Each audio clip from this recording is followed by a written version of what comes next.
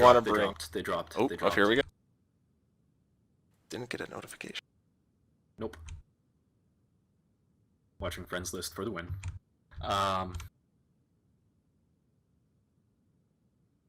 Alright, let's see what all our predictions, how they all pan out. And look, direwolves. Direwolves? Who? Direwolves. What a surprise. Alright, so, QQ does... Oh no, CSJ's got this bottom side. Smurfy, you liar. Or someone lied to me. They swapped. No. It's, it is right. It is right. Okay, maybe Smurfy didn't lie. No one lied to me. Everything is okay. Yeah, it is. It's okay. Yeah. QQ bringing a Hellbringer and a Timberwolf. That's their change up out of the standard. And they brought 2 Raven 2Xs. They are moving out down to the slow side.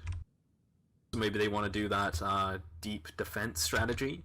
Would you mind checking what their direwolves have for me quickly? The QQ direwolf? Yeah. Yeah, will do. Because CSJ, they brought the 5-star 9As there. Those lights moving up into the pocket. Try and have a quick look. We have a Monkey, the UAC5 ER medium laser build from QQ. Not a lot of peak power, more so of a sustained EPS sort of thing. Not sure if going out in the open is the best build to have for that. And who else from QQ has that that direwolf? Yeah, I was gonna say, like, QQ really favors those UAC direwolves, and that's one of the reasons why I thought they weren't gonna go out by Theta like this.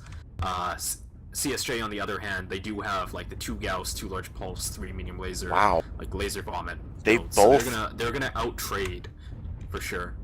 Both QQ members brought UAC5 direwolves. I'm not sure about this. This is something you want to be rushing with more so. Are they contesting the cap? What's QQ trying to do out here? I mean, they're grouped up. They're going for like 1-1 trades, but CSJ they know what's up. They've seen this happen, and they're gonna do their best to just like out trade it from multiple angles. And we're watching right now. I've got a Energy Esoteric here on the first person cam. You could see him trading with these QQ direwolves at a distance with his left side ASIM, and it is just making the QQ direwolves cry. And there goes one. CSJ just out trading QQ by a wide margin. I don't know what exactly like CSJ can't get those fire starters into this fight, but with the trades like this, it literally interesting. One of CSJ's guys went down. Not sure exactly. Yeah. Okay. So maybe some other CS. Yeah, and if you look at Ring Wraith up in front of Esoteric here, he's at 60%. Interesting. QQ member overheats and kills himself, I think. Ring Wraith falls. Not like... he's far enough away, he's just going to drop down and get away. Well, with like sort of those anchors in the direwolves gone, QQ's, they are... It looks like they're considering swing back to the left, knowing that Ring Wraith fell on the right. That's actually really smart. And trying to knock out some of the close range stuff, but... I mean, they have that'll be walking right into the jaws of the 5-star 9As of Solitude and Dario. This is a very, very tough position for QQ to be in. It's going to be really hard for them to work out of this right now. It's 4-5. They've got 5 to 7 right now. And they're pushing up underneath the cliff here. They're trying to go after Ring Wraith, who's isolated over in B4. He knows it's coming. Ring Wraith is running away, and I think they're gonna get the 5-stars coming in after them. Yeah, not quite. Ring Wraith, but CSJ is going to be has to know. Yeah, he knows. Yeah, they're prepared for it. They know QQ is going to be coming up this ramp. QQ basically gave away their position with that UAV. Now you got the direwolf from CSJ. Wait, somebody just used the strike. Well, if QQ wasn't in a bad position before, they are now, because they just forfeited this drop. Who used that strike? QQ is an airstrike going out towards CSJ, so... Oh, wow. Or maybe, I don't know. Actually, I don't know. QQ's saying it wasn't theirs. So... drama! Well, we can replay it, and we'll go check out This is a clear loss on QQ's part from the beginning of the match to the end, regardless of who used the strike. If CSJ used a strike and forfeited, this is just brutal. I mean, That's a bit lacking in discipline to be using one now. I'm not sure. I wonder if they rotated in a new pilot or something and he didn't realize the rules. Yeah. CSJ says not us, QQ says not us, so... We're gonna have to replay it. Let's try and get a replay on this. I'm gonna start looking through the stream replay, if we can. I was right in Carp's perspective. You could see which direction it goes in.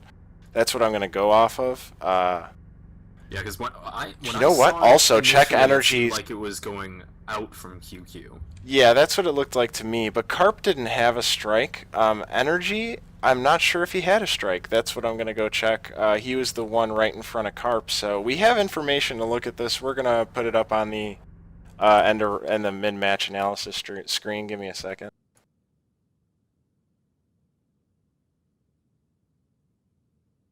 So while this is up in limbo, what an interesting little thing here. Not really sure. So basically, we can all say CSJ won that drop pretty convincingly. QQ going all the way out in the open, getting crushed by long-range direwolves with, you know, they equip short-range direwolves out in the open. I'm not sure why they wanted to trade like that, but there was a strike used at the end. So we're going to try and figure out exactly what happened with that.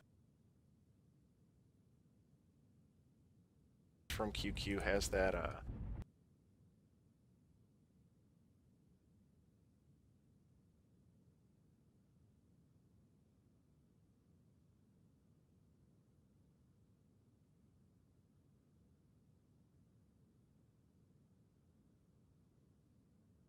Alright, well, while that's kind of playing out, we're still like a good 3-4 minutes from that actually happening on stream.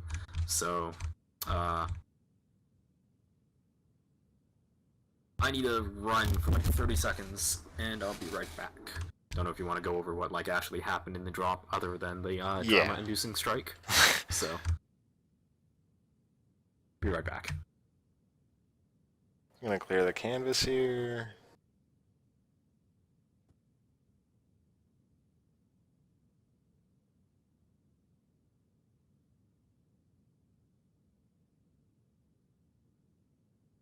Trying to get a replay up. Just making the QQ direwolves cry, and there goes one.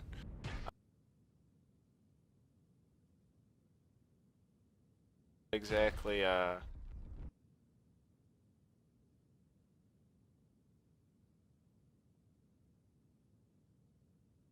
so what we're watching right now, I'm looking through this replay. You could see Energy was the one who peaked Carp at the end there. He does not have a strike equipped. Not sure who else would have. But I'm also going to bring up... There's a moment coming up when Carp starts pushing. I'm going to switch back to this in a second. I'm going to get Map Tactic pulled up so we can...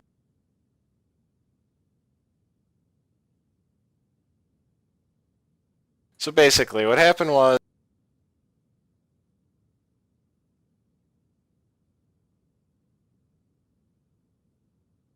Back. Yeah. So QQ moves out into this open area. We were just talking about it, SJR Seraphim before. Seraphim had clearly advantageous position, and CSJ did the same exact thing Seraphim did pretty much, except didn't push. Yeah, the difference between the SJR look and the QQ look was that QQ was really quick. E6. I've got the replay up on my stream right now, or up on the MWLN stream. We see Carp moving up the hill. We can see the direction of the strike coming up really quick, and here it goes. Strike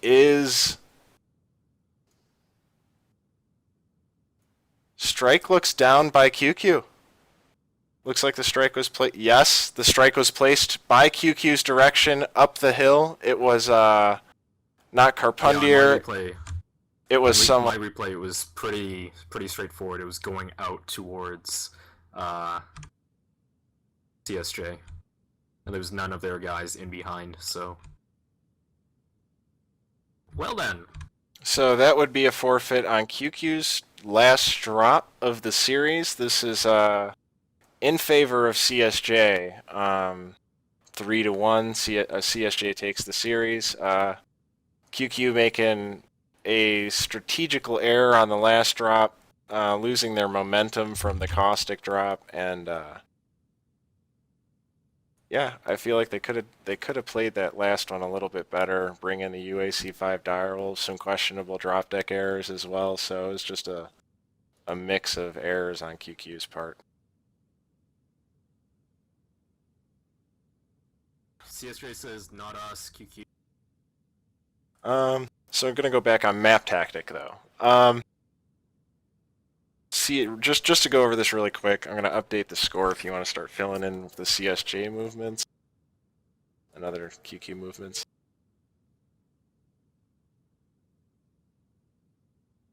And that last one, what was the score? Do you know by chance? 8-1.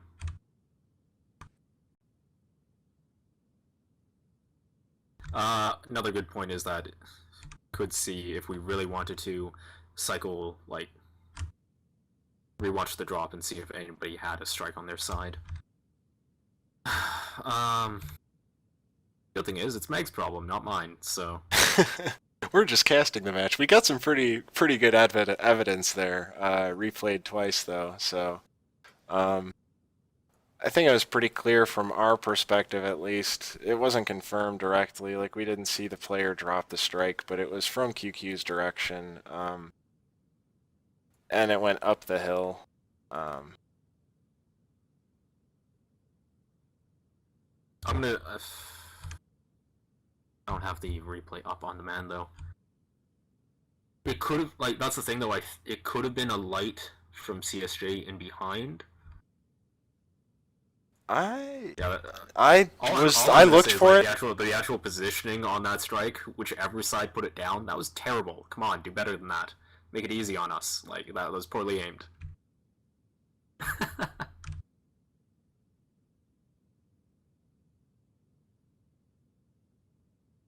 Ah. That's a really interesting, really interesting thing to happen. I think QQ's gonna. I think that's a win for CSJ either way, though.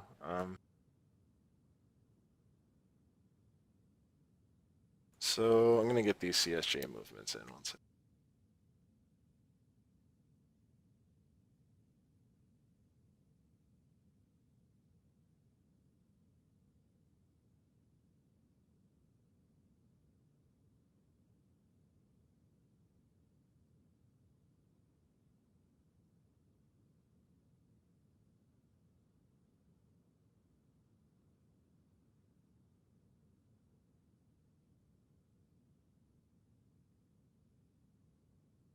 Yeah, do that while I see if I can watch it on mine again.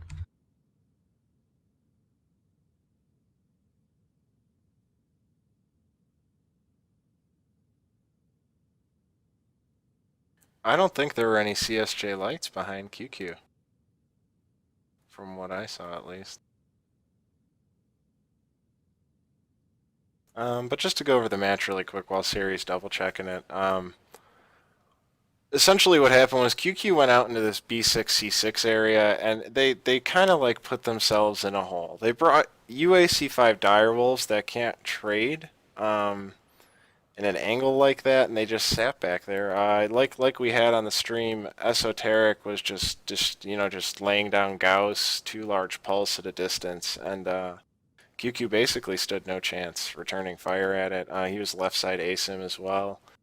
It's almost like it was picture perfect for him. Other CSJ members were having really good trading opportunities. QQ was going down for the QQ's direwolf was the first one to go down. I do believe it was Morgan or Monkey in the UAC5 direwolf, but overall pretty for the strategy QQ used, it was not a favorable direwolf build to bring. You usually want to rush more at the team with that you're facing, because UAC5 is face time, it's distracting, it's a lot of ballistics hitting you at once, and the Gauss Direwolf, on cold maps especially, it was a great choice for Esoteric to bring the Gauss large pulse laser medium laser Direwolf on Frozen City Night because it's a cold map. So you're maximizing your mech's DPS, your team's overall DPS based on the map, and that's QQ. Regardless of who used the strike, QQ lost that drop in a competitive matter. It looked like QQ used the strike. Siri is confirming it for those still wondering right now. Not entirely sure.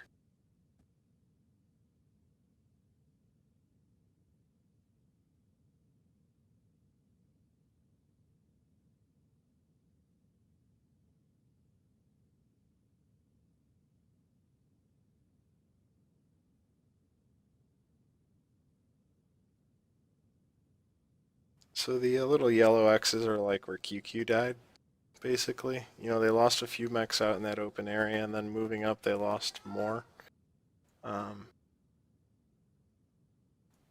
Again, not too advantageous to rush into the open areas.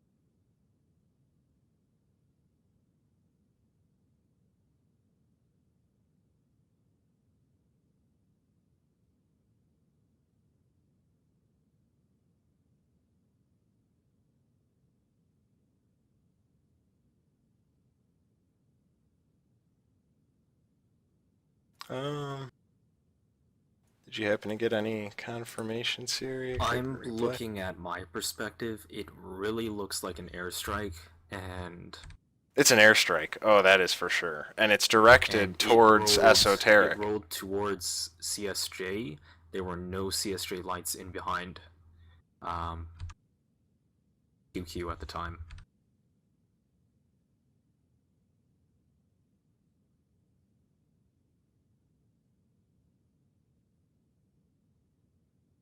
But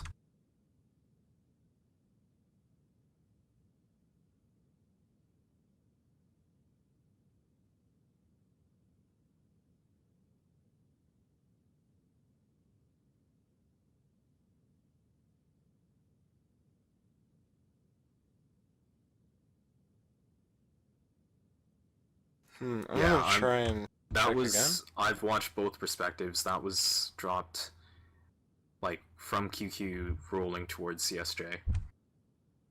Up the rocks, right? Towards the Direwolf? Up the rocks. Yeah. Yeah. Well, so unfortunately, yeah, it goes to CSJ regardless, so. Yeah. I guess we've covered everything with Frozen City Night. Covered the whole strike on replay from perspectives. CSJ did take the drop 3-1. They played really well tonight. Some really interesting matches from both QQ's, positioning and strategy drop decks. Same with CSJ. We saw a little bit more of a flexible CSJ tonight, which I think is going to do wonders for them competitively. And yeah, that's about it. But thank you everyone for watching tonight.